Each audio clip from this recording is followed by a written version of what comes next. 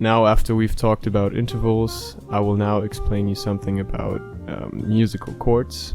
And here you can see chords on a keyboard, and there's actually a lot more chords than the ones that you see right now, but this is just an example. Okay, so what is a chord? A chord is a combination of 3 or more unique notes, or in other words, at least 2 intervals played at the same time will build a chord. A chord is named after the family of notes that are in the chord, and this means that it's not always the lowest note, as some might remember from music class. This is wrong, it's always the combination that names the chord. A chord takes a significant part in building the mood of music. So you've all heard of major and minor chords, and I will explain how to build them in just a second. But a chord in general builds the mood and takes significant part in building the mood of music. For example, there's a 7th chord, which has some dissonance to it, which builds tension. And there's lots of other examples. So let's come to how to build a chord. Here we see C major chord and the C minor chord. They're very similar in the sense that they are built from intervals of a 3rd and then the 5th, starting from the bass note, in this case C. But the difference between major and minor is just that we have a major 3rd from the C to the E and a minor 3rd from C to the E flat.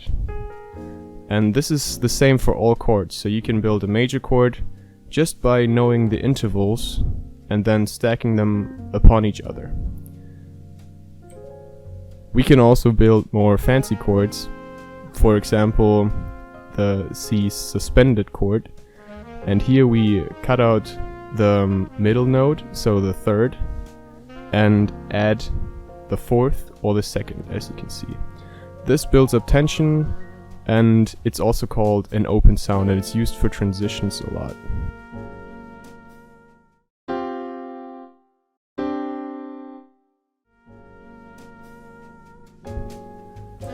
Okay. Now there's a lot more chords, and I can't explain all of them because we would be sitting here tomorrow if we did that.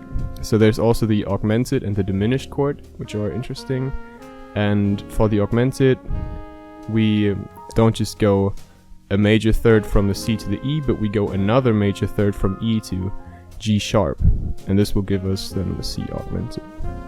And the diminished chord is also interesting, and I will talk later about that, why it's interesting. And we here go a minor 3rd, and then from the bass note C, not a perfect 5th up to G, but we go a semitone lower than that, so to a G flat, and this will give us C diminished. Alright, we can also build chords that are more than a triad, namely a tetrad, so made out of 4 notes, and there's also chords that are built out of even more than that, but we're not going to talk about that here. And right on the left side you can see again the suspended chord with the added 2nd note, and we can also just add the note, so we keep the C major as it is and then just add a note, and this will give us C add 2. And on the right you can see the C add 9, and what's interesting is that in both cases we basically add a D, right? So for C add 2 we add a D, and for C add 9 we add a D, but it's still a different chord. So there's lots of variations, and I will talk about inversions, where this is also important. Okay, let's talk more about chords. Let's talk about the 7th chord. The 7th chord is built by adding the 7th note from the bass note, and it creates a dissonance, and it's often used to sharpen the attention of the one who's listening. And what's interesting is that the dissonance can be resolved, meaning a 7th chord is an open sound, and it can then be closed, and it gives like the music more flow to it. Alright, so let's see 1/7 chord, and here we have the dominant 7th chord, also just C7. Most people would leave out the dominant here. and just write C7. And this one would be resolved by F major. And we can basically figure out what chord would resolve this just by going up a perfect fifth. So